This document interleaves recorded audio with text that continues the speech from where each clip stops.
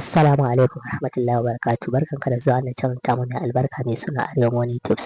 Wannan shine bidiyo na 3, wato ya YouTube za su fara biyan ka, shine maganar. Me kake buƙata kafin YouTube su fara biyan ka? Shine gashi nan YouTube monetization requirement. Da farko dai kana buƙatar 1000 subscribers kafin YouTube su fara biyan ka.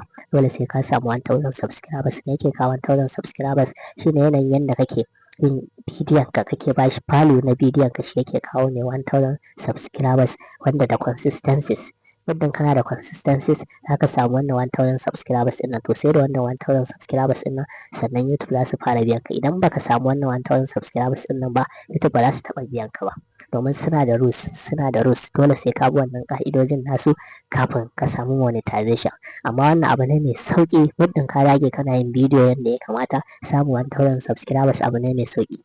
Akwai hanyoyin da ake bi na fake wanda bana baka shawara ka bi wannan hanyoyin wajen samun subscribers, dan ko da a ce ka samu subscribers, algorithm zai gane wannan hanyoyin.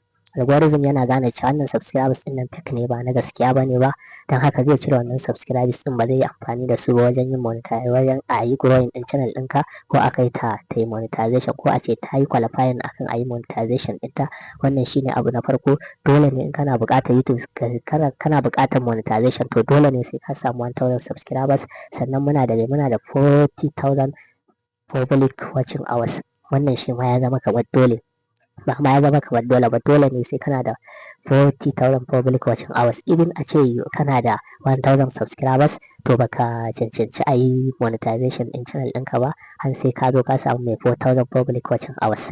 Sai ka samu 4000 public watching hours sannan ka cancanci, sannan YouTube za ta yi monetization ɗinka. Wannan su ne requirement, yes, first requirement da YouTube suke buƙata. 1000 subscribers, 4000 public watching hours, wato a yi awa 4000 ana kallon bidiyon ka, shine. Sannan abu na uku shine follow community guidelines. Duk wani sharaɗai da YouTube ta sa dole ka bi su, kuma wannan sharaɗan ba masu wasu tsauri ba ne ba. Sharaɗan su ne kurin ka kai posting, irin ka sa musu bidiyo na tsirara ko tsiraici haka ko wani abu, ko kai posting na hoton mutum ko da jini ko wani abu a ciki, to wannan duk suna removing ɗin wannan contact ɗin. To shine dole kai following ɗin community guidelines ɗin su. Dole ne, ba sa buƙatar ka sa musu hotuna na batsa ko wani abu. Idan ka bi wannan sharaɗan cikin sauƙi ne ka samu monetization.